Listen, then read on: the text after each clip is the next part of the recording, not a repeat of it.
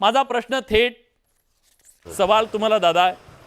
तुम्हाला काय वाटतं, का घेतला असावं छगन भुजबळांना सरकारमध्ये? भूमिका काय असावी त्याच्या मागची आणि तुमचा विरोध काय?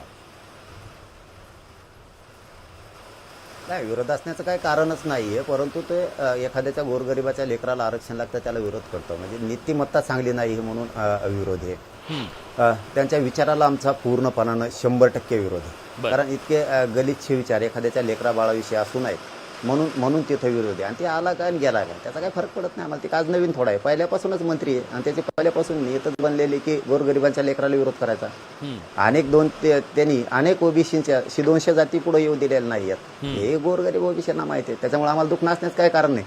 आणि त्याला काही एवढा आनंद व्यक्त करायची गरज नाही. मंत्रीपद दिलं तर उष्टच खरकटत ताट दिले खायला आणि कुठं पहिल्याच्यात दिलंय त्याला. पण आता हे अजित पवारांनी हे जाणून बुजून केलंय असं म्हणण्याऐवजी आता तर अशा माहिती मिळतात की फडणवीस साहेबांनी दिलंय वाटतं, दोघांनी, अजितदादांनी आणि त्यांनी दोघांनी मिळून दिलं तर आम्हाला काय फरक नाही. आमचा फक्त एवढंच म्हणणं आहे, मराठा आरक्षणाला विरोध नाही करायचा, लेकरा बाळाला विरोध करायचा नाही. काय पडलेलं होतं मोकळं सध्या तर दिलं असं काय. आता काय त्याच्यात काय आनंद आहे बरं एवढा? एक तर खरकटत ताट दिलंय, काय त्याचा खाण्याचाच आनंद व्यक्त करतं. ते हातापाया पडून घेतलंय म्हातारपणाला, त्याने ते म्हातारपणाला लेकरू झाल्यासारखा आनंद आपला करतं व्यक्त. जे फटाकडे पहिलेच आणलेले होते ते कुजून जायचे, त्याचे मागून दारू निघून जायचे म्हणून फुसके फटाकडे व्हायचे तर आपले बस त्यानं वाजित थोडे आनंद तेवढाच. आता ओबीसीचं मतदान दुसरं काय, नगर परिषदा येतात, जिल्हा परिषदा, पंचायत समितीला सभा घेऊन पळायला लावते, चॉकलेट देते, नादी लावते, सोडून देते. काय त्याचे एकटा थोडा असं आहे केलंय मातंबर आहे. खूप ओबीसी मध्ये मातंबर येतं आणि त्याच्यापेक्षाही खूप उच्च विचाराचे येतं, ताकदवर येतं. पण आता त्याला मान वर काढू देत नाही कुणी. त्याला वाटतं माया मागं उभं राहावं यांनी, असं इतक्या वाईट विचाराचा माणूस येतो. बरं, पण तुम्हाला असं वाटतं की निवडणुका डोळ्यासमोर ठेवूनच हे सगळं मुद्दाम घडून आणलेलं आहे? राजकीय हेतू याच्या मागचा आहे? हे छगन भुजबळ सुद्धा माहित असेल ना. आम्हालाच काय, सगळ्या महाराष्ट्रालाच कळतंय. कारण इतका जातीवादी माणूस परवडतच नाही. जाती जातीत ओबीसीत मराठ्यात भांडणं लावून द्यायची आणि तिकडं मजात बसायचं. आणि त्याला देवेंद्र फडणवीस साहेबांना सुद्धा परवडत नाही तो, आणि अजितदादांना पण नाही परवडत, कुणालाच परवडत नाही तो माणूस.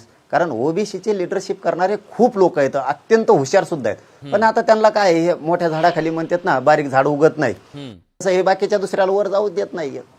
त्यामुळं ते परत म्हणले असते घ्या निवडणुकीपुरतं लय आरडत आहे, आरडायचं तरी बंद करील. पण ओबीसीना खुश करण्यासाठी जरी त्यांना हे दिलं असेल तर याची प्रतिक्रिया मराठा समाजातून काय उमटते? मराठा समाज काय विचार करतोय? आम्हाला विचार करायची काही गरज नाही त्याची. मी म्हणतो त्याला आम्हाला महत्व द्यायची गरज नाही. त्याला कुठं ओरिजिनल पाहिलं फळीत बसले, त्याला ते उष्ट खरकट ताट दिले, बस आता खात कवर बिन काय आहे त्याला. दुसऱ्याला नाराज करून त्यांनी घेतलंय, काय दुसरं काय केलंय त्यांनी कोणता तीर मारलाय? ते जर खरं मातंबर नेता असता, लिडरशिप असती, किंवा तुम्ही म्हणतात तसा मास फीस काही असला असता तर पहिल्या फळीतच घेतला असता ना. त्याला काय आता दिलंय खरकट ताट, बसलंय खातात उष्टून, काय आता असत नाही तर काय. तर पण गोरगरीब ओबीसींना माहिती आहे आणि मराठ्यांना माहिती आहे की ह्यो फक्त वादं लावण्यापुरता येतो, मंत्रिपदाचा गैरवापर करतो, काही देत नाही कोणाला, दुसऱ्याला काही मिळू देत नाही कोणाला. अशा शेकडो जाती पडल्यात की पुढे सुद्धा येऊ दिलेल्या नाहीयेत. आम्हाला कशाला उगाच विनाकारण हे करताय? आणि आम्हाला काय दुःख बी नाही त्याचं, तो आला काय आणि गेला काय आम्हाला काही फरक पडत नाही. पण फडणवीस साहेबांनी आणि अजितदादांनी त्याचं ऐकून मराठा आरक्षणात खोड करायची नाही, हैदराबादचं गॅजेट लागू करण्यापासून रोखायचं नाही, त्याचं ऐकून सगळ्या सोयरीची अंमलबजावणी थांबवायची नाही.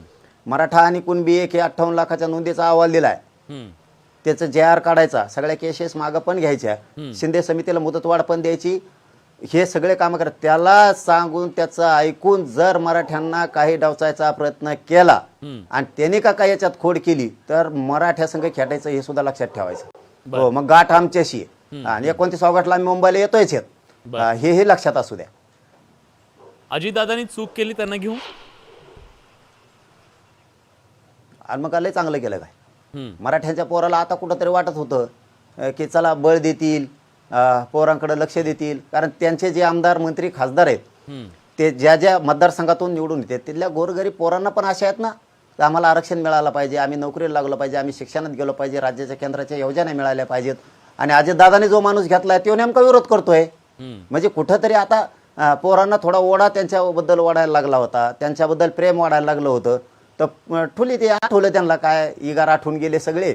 आणि ते काय म्हणतात ना, विपरीतकाली विनायशी बुद्धी असलं खेळ करून ठेवला आणि मोकळे झाले. पण त्याची किंमत मोजावी लागणार आहे त्यांना 100%. कारण आमच्या नरडीचा घोट घेणारा माणूस आरक्षणाचा त्या माणसाला जर तुम्ही बळ देणार असले, तुम्ही त्याला मंत्रिपद गैरवापर करण्यासाठी देणार असले, जाती जाती तेढ निर्माण करण्यासाठी देणार असले, त्या मंत्रिपदाचा वापर करून गाव खेड्यात ओबीसी मराठा वाद लावतोय हे उभ्या महाराष्ट्राने बघितलेलं आहे.